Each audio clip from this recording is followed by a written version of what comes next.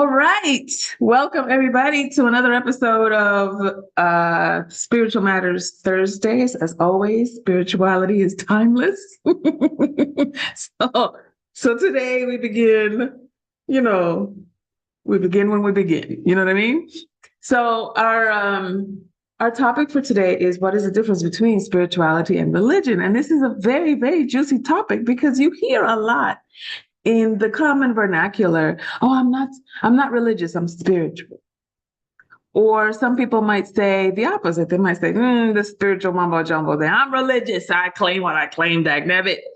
And they represent their denomination or their tradition, et cetera, et cetera. So we want to talk today about what is the difference and why should it matter to you even, right? So here's what I'll say. You could be, let me begin with assumptions, okay? Because sometimes that's the best place to start to audit our assumptions, as always. You could be spiritual and not religious.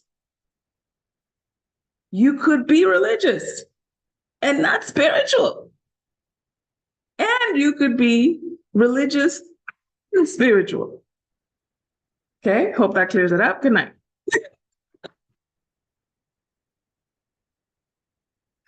So here's the difference for us here in our daily huddle community, right? Religious refers to a specific body of work, a specific culture, dogma, traditions, a specific sacred text, right? That people look up to and look into to the exclusion of other sacred texts. And the level of tolerance of other people's traditions also changes depending on what tradition we're talking about. There are some religious traditions that espouse that if you do not follow their precepts to the exclusion of other religious traditions, then you're going to go to the most undesirable place on earth that they could, or, in the cosmos that they can think of. Some people would call it hell. And there are others that are actually quite tolerant of other people's religious traditions. In fact, sometimes they even reference it. For example, the Islamic religion references Jesus as a prophet, but the Christian religion does not reference the Muslim traditions. Okay, so the reason why this is very juicy for me, as you may already know, is because I have a degree in comparative religions. And so for me, this is really juicy because the whole plot, you lose the plot until and unless you remember that religion has been the lifelong, generations-long, civilizations-long pursuit of human consciousness to connect with and codify God. That's all it is. It has been the desire of humanity for as long as humanity has had documented history and sometimes even undocumented history to connect with and codify their relationship with God. And the codification of the relationship with and representation of God is usually heavily influenced by the consciousness of the day, by the culture of the day, by the political power dynamics of the day, by the ways in which they define the world in that day. And one of the things that devout people in their particular silo, one of the things that they sometimes are reticent to admit, because sometimes it compromises the veracity of what they're studying or believing, is that a lot of what you consider sacred was needed or useful for that particular culture in that particular time, and it is no longer relevant to you. For example, there are places in the Bible that say that if you mix fabrics, you will be stoned to death. I'm giving you an example and I'm paraphrasing. That women who are in their moon cycle are unclean. And if you touch or have sex with a woman that is in a moon cycle, you too will be dirty and you will be punished, to say nothing of the woman. And so what I want you to understand is that there are some things that you read in some sacred texts that were very relevant and very useful and very practical for the time in which they were written. And if you were to adhere to them today, you look a little silly because they're no longer relevant to today's situation. This is where spirituality enters. Because if you look up the etymology of the word religion, it means to bind together, right? So you have all these like culture and sacred texts, and the Christological hero of the story in Christianity is Christ, in Islam it's Muhammad, in Buddhism it is Gautama, the Buddha, etc. Right? So there's always like a hero character in each one of these stories. And in each one of these stories, the hero is the one to follow, the one to exemplify, the one to aim to be like. And if you declare your devotion to that hero character and aim to live your life in such a way as though it is an example of that character, then you will be considered faithful in that faith. The difference between that particular silo of religion and, let's say, spirituality, at least for our purposes here in the Daily Huddle, is that spirituality recognizes the archetype of the hero and does not adhere to any particular one.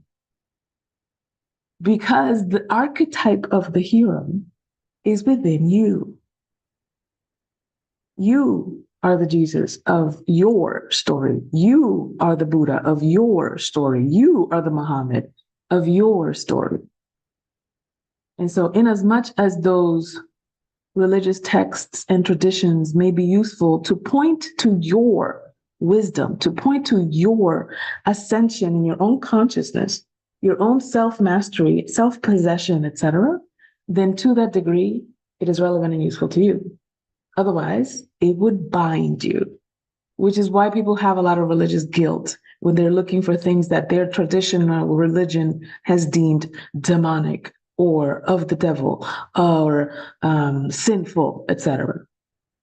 And we have a lot of religious trauma in our culture, particularly because the people who point the finger at you and say that this is of the devil are the ones that are doing it themselves. And you don't know how to reconcile the hypocrisy.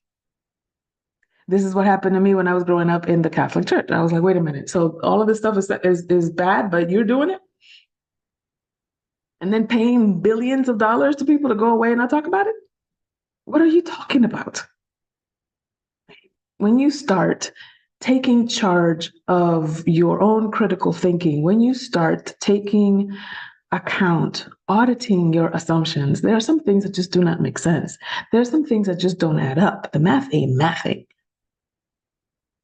And the concern that a lot of people have that grew up inside of religious tradition is that even if the math ain't mathing, I'm going to toe the line, because if I don't toe the line, I will be severely punished at the level of soul. And here's what I want you to consider. Here's what I want you to consider. We one of the things that we say here in the Daily Huddle, and is common knowledge throughout, is the idea of the macro and the micro. As above, so without. As within, so without. As above, so below. Right? The within is in the without. The above is in the below. And so when you see the maturation of somebody's religion or somebody's connection to the divine on an individual basis and on a collective basis as humanity, look at the way that human beings grow up and respond to authority from a biopsychological developmental basis. Okay, let's think of a baby. A baby is born, And all the baby knows is mom. If mom is here, I am well. If mom is not here, I'm dead. And the world is horrible and non-existent. Right? It takes a minute for that baby to develop cognitively in the brain the neurological connections to have object permanence, which means even if I do not see my mother, that doesn't mean that my mother has ceased to exist. So even though I don't see my mother, I still have access to food, to care, to nurturing, et cetera, et cetera. She's just around the corner or whatever. Okay. And then we start to learn the no's. Some people call it terrible twos. No, don't jump on that couch. No, don't touch that. No, don't put that water thing in the electrical socket. You're gonna electrocute yourself.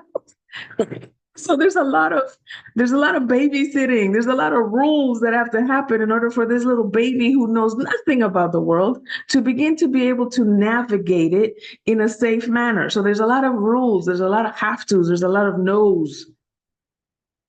And eventually you grow up and you start pushing boundaries. You start saying no. You start saying fine. You start saying, I hate you, mom, because you don't yet have the emotional language to be able to express that you're just frustrated. Right?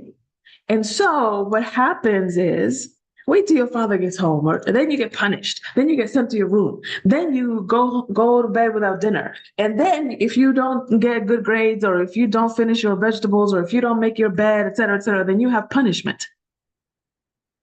And that is the way that we sometimes relate to God when our spirituality is also childish.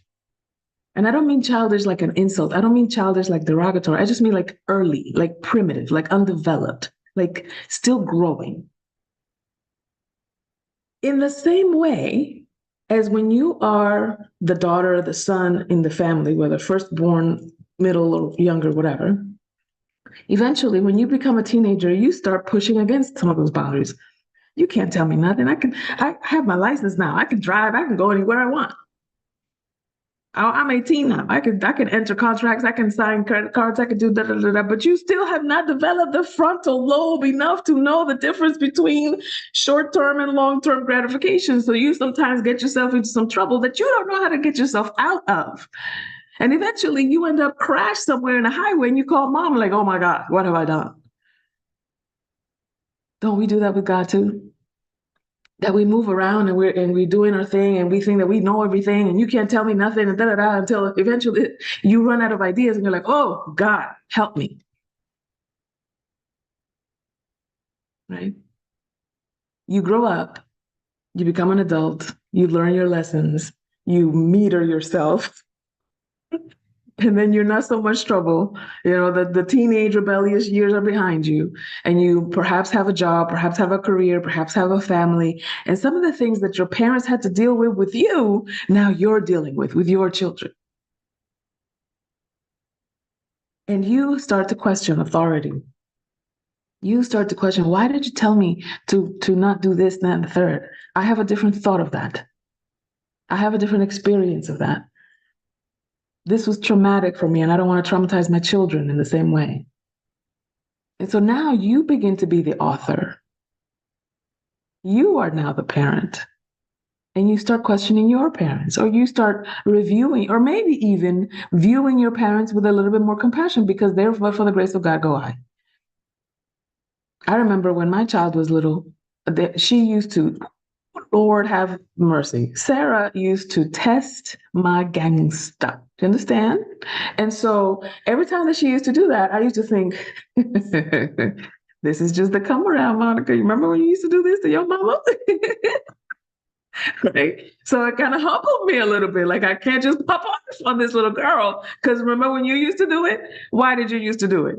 You used to do it because you were questioning things, because things didn't make sense to you. She's not just trying to be disrespectful. She's trying to figure out the world. So it gave me a little bit of empathy, the fact that I was in her position before, and now I can be patient with her trying to figure out the world. And sometimes it's unpolished and it comes off as disrespect, but that's not the intention. And that's the same thing that happens with your relationship with God. Well, you're like, these rules don't make sense, but you know what? I can see why these things have been implemented, but I'm going to do it this way because I'm the parent now, because I'm critical thinking now, because I'm authoring my relationships, my life now. And you begin to develop a relationship with divinity that isn't about this boss or supervisor or judge and executioner in the sky. It is an internal measurement of goodness, of control, of discipline, of sovereignty, of authorship, of power, of grace, of mercy. And all the qualities that you have ascribed to God as though they are outside of you, you now begin to embody them and practice them, so that you too can live into the saying that's in the Bible, when you've seen me, you've seen the Father. Meaning, I'm living in my divinity.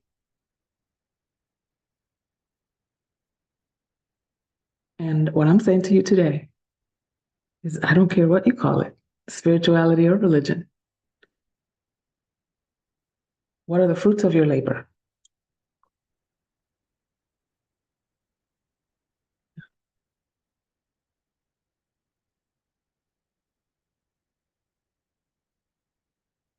And the way that every generation says this, every generation says the world is going to hell in a handbasket and you better get yourself together. It just really feels relevant today to me. Maybe because this is just happens to be the generation that I'm living in, right? Every generation says it though, so don't fret. Fret not thyself. Uh, but here's what I'm going to say about that in terms of your relationship to the divine. You have heard me say this before, and I will say it again. Your humanity does not diminish your divinity, and your divinity does not exempt you from your humanity. You are walking both paths at the same time, and they teach each other. Your divinity informs your humanity, and your humanity informs your divinity. Let yourself sit in it. Maybe it's a little bit more easy for me to comprehend because I am a bilingual, biracial, bicultural immigrant. So it's already in my lived experience, right? I already know how to speak more than one language. I already know how to connect with more than one culture, so forth, right? So all I'm saying to you, and the reason I'm referencing that is because you can use your lived experience as a launching pad for the things that you have not yet considered in your own life. There are possibilities that seem too big or seem unimaginable to you, but there are pieces of it, just as above and below. There are pieces of that unimaginable possibility that you already have evidence of in your life. You already have evidence of grace in your life. You already have evidence of mercy in your life. You already have evidence of miracles in your life, however insignificant or small you may think they are. Size is not what's in question here. It's experience. So I know I'm taking you a little bit further than the 9:30 mark. That's because we started late. But I want you to consider, as we did in another episode here at the Spiritual Matters Thursday, what if God was walking among us, and what if God is you? If you are God and you saw yourself, treated yourself, saw yourself, considered yourself as an emanation of the divine, would you be popping off at the mouth like that? Would you be sitting in that lack consciousness about your money or about your capacity or about your patience or about the ability that you have to create another future if you really know that you are an emanation of the divine? Like, knew it, not just believed it. Thank you, everybody, for being here. I appreciate your patience with our technology stuff as we were working out coming online. And remember, please, to love generously, laugh a lot, eat more plant-based foods, stress less, sleep at least 7 to 9 hours a day, exercise more. Remember that twerking is a Kundalini raising spiritual practice. Please drink your water. and give of yourself, your energy, your attention, your love. Always audit your assumptions. We love you. See you next time.